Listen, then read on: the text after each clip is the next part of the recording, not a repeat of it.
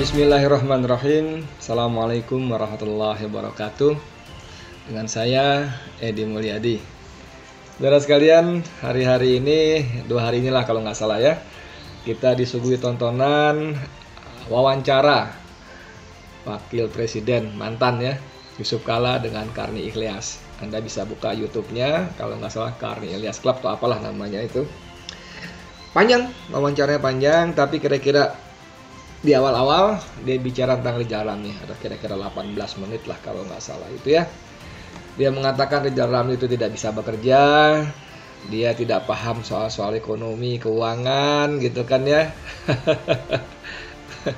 Terus dia juga cerita kepada si Karni Ilyas di sebuah wawancara di ruangan, dia bilang di ruangan ini nih, dia bilang di ruangan ini nih ada 11 dirjen eselon 1 datang dari Kementerian Keuangan, Departemen Keuangan waktu itu datang kepada dia yang mengancam kalau Rizal Ramli diangkat menjadi Menteri Keuangan pada periode SBY yang pertama ya, dia wapresnya waktu itu, maka 11 dirjen tadi menurut JK mengancam akan mengundurkan diri.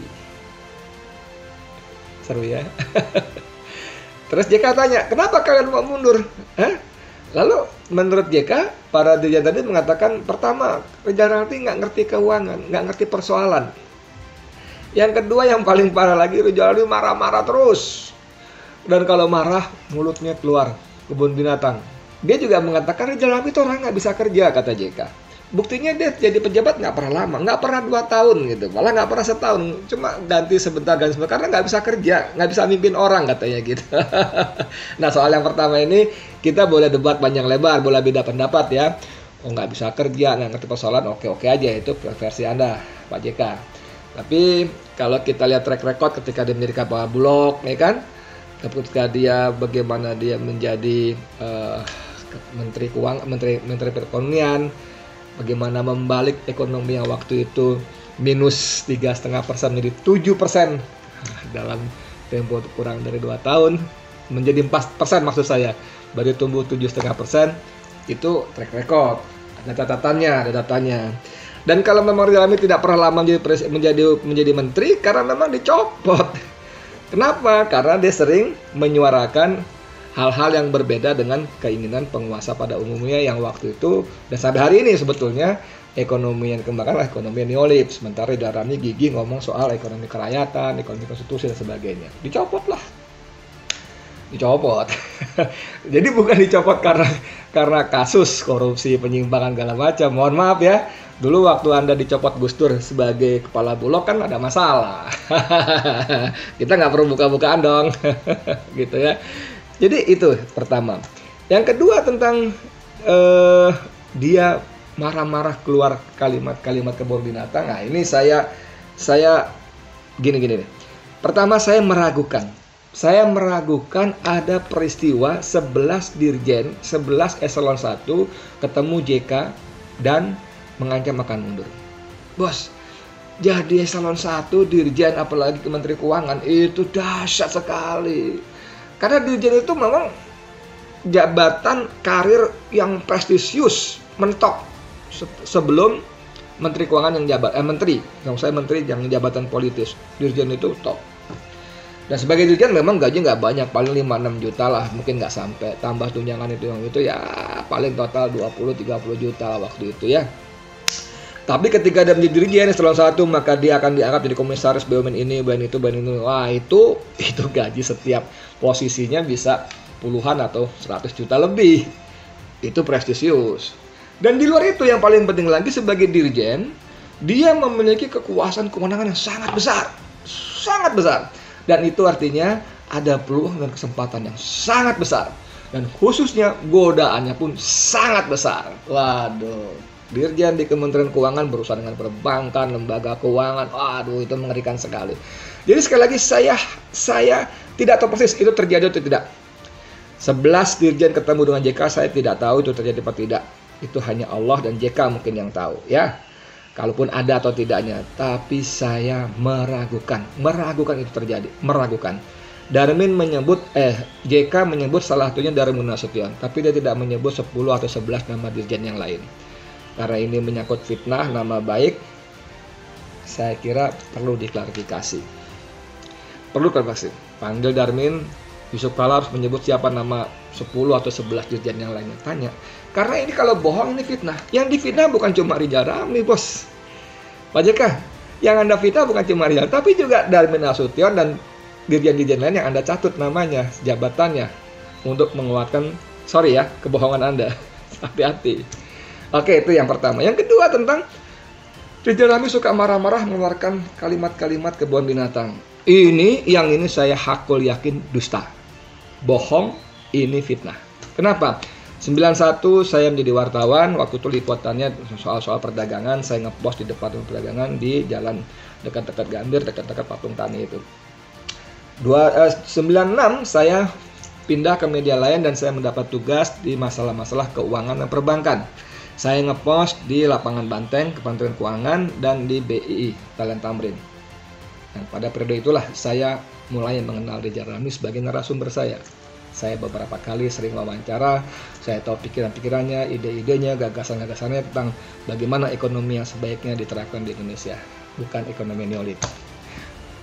Oke, barangkali itu tidak intens, oke, karena sebagai wartawan saya juga meliput hal-hal lain dan mewawancarai tokoh-tokoh sumber-sumber yang lain. Oke. Kemudian kira-kira Agustus 2007, Rizal Ramli menelpon saya, mengajak saya bergabung dalam organisasi yang dibentuknya yang dinamakan Komite Bangkit Indonesia.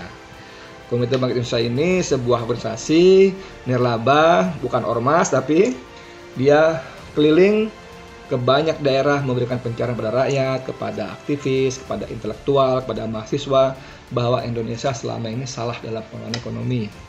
Bahwa ekonomi neolib cenderung menyengsarakan rakyat, merugikan bangsa, negara, dan menguntungkan majikan asingnya. Kita keliling tuh hampir tiap pekan. Keliling Jawa, Jawa Timur, Jawa Tengah, Jawa Barat. Kami keliling sampai Sumatera, kami keliling ke Makassar, kami keliling ke NTB. Hampir tiap pekan, sekali jalan 2-3 hari, pulang, pekan berikut berangkat lagi. Dan kami udah mulai, hubungan saya mulai intens, bergaul. Dan selama itu, tidak pernah Rizal Ramli marah-marah dengan mengeluarkan kata-kata kebun binatang. Pak JK, tidak pernah. Tidak pernah. Kalau Anda mengatakan Rizal Ramli marah-marah keluar kebun binatang, saya nggak tahu Rizal Ramli yang mana. Bukan yang itu. Itu saya yakin Anda berdusta. Kemudian Agustus 2018, Jokowi mengangkat Rizal Ramli menjadi Menteri Koordinator Kemaritiman. Dan saya dengan beberapa teman termasuk yang diajak membantu dari dalam. Di situ intens sekali, saudara. Kami berkantor di lantai yang sama, hampir tiap hari ketemu. Rapat-rapat mengundang menteri lain, kepala lembaga lainnya, internal, interdep, lintas kementerian dalam rapat-rapat. Dan Rizal Ramli tidak pernah marah-marah dengan mengungkapkan kata-kata kotor seperti tadi. Tidak pernah. Marah? Iya marah. Rizal Ramli marah juga. Dalam rapat-rapat itu marah juga. Dia jelaskan ini salah, ini tidak benar, ini merugikan rakyat. Marahnya terukur dan selalu memberikan solusi-solusi alternatif, bahkan perintah-perintah sebagai Menko. Marahnya begitu. Bahkan Rizal Ramli tidak pernah memarahi orang di depan orang lain. Tidak pernah, apalagi dalam rapat, tidak pernah. Saya Edi Mulia ini beberapa kali berbuat salah. Setelah rapat dia panggil Ed masuk ke dalam. Berdua saya di ruangan dia, saya dimarahi. Dinasehati, dimarahi. Tapi tidak pernah ada coaching atau yang sebangsanya keluar dari mulutnya. Jadi Pak JK, saya hakul yakin Anda telah berbohong, Anda telah memfitnah. Sebagai sama muslim, saya mau ingatkan, Anda sudah berumur, sudah tua, sudah 70 tahun, lebih baik Anda lebih banyak mendekatkan diri kepada Allah. Banyak berzikir, beribadah, beramal soleh, beramal jariah. Beramal jariah, karena di dalam Islam kita, itu ada amal jariah, amal yang tetap mengalir pahalanya walaupun kita sudah wafat, sudah meninggal. Apa? Kita nyumbang masjid, kita membantu orang untuk yang sifatnya untuk kepentingan bersama. Selama barang itu dipakai, maka amal jariah itu akan tetap datang pada kita. Tapi juga ada dosa jariah, Pak JK. Kalau Anda menebar kebohongan, fitnah, apalagi lewat YouTube, itu bisa jadi dosa jariah. Walaupun Anda sudah mati, sudah meninggal, begitu orang buka YouTube Anda kembali berbohong. Anda kembali memfitnah. Dan YouTube itu, ditonton begitu banyak manusia. Ngeri nggak dosa-dosanya? Anda akan terus mengalaminya. Hati-hati Pak JK, dosa jariah. Anda kan ketua dewan masjid, urus masjid baik-baik. Itu jauh lebih dahsyat pahalanya ketimbang menebar fitnah dan kebohongan. Anda kan sudah berumur, bergaulah dengan cucu. Apakah udah punya cicit, punya buyut, bergaul. Aduh senang itu hiburan. Saya juga belum 60, udah punya cucu juga, senang juga kalau cucu datang ke rumah. Aduh, walaupun rumah berantakan saya senang.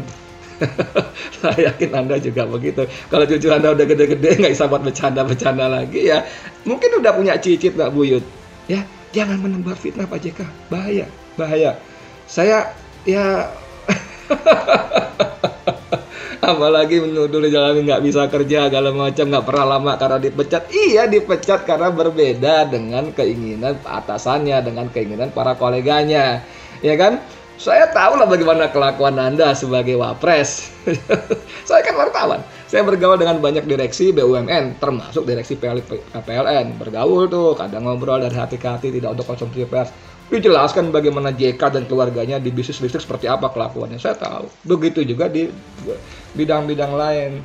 Ya, hati-hati, Anda kan peng-peng, penguasa sekaligus pengusaha. Penguasa itu mulia, pengusaha itu mulia, tapi begitu bergabung menjadi satu, itu banyak melakukan KKN dan sebagainya yang merugikan para pelaku usaha lain dan terutama rakyat Indonesia. Jadi Pak JK, saran saya berhenti berbohong, bertobat, minta maaf pada Rizal Ramli, pada orang-orang yang Anda fitnah, pada Armin Nasution ya, salah satu yang lainnya, minta ampun pada Allah dan berhenti membuat fitnah kebohongan. Oke, dari saya sekian, Edi Mulyadi. Assalamualaikum warahmatullahi wabarakatuh.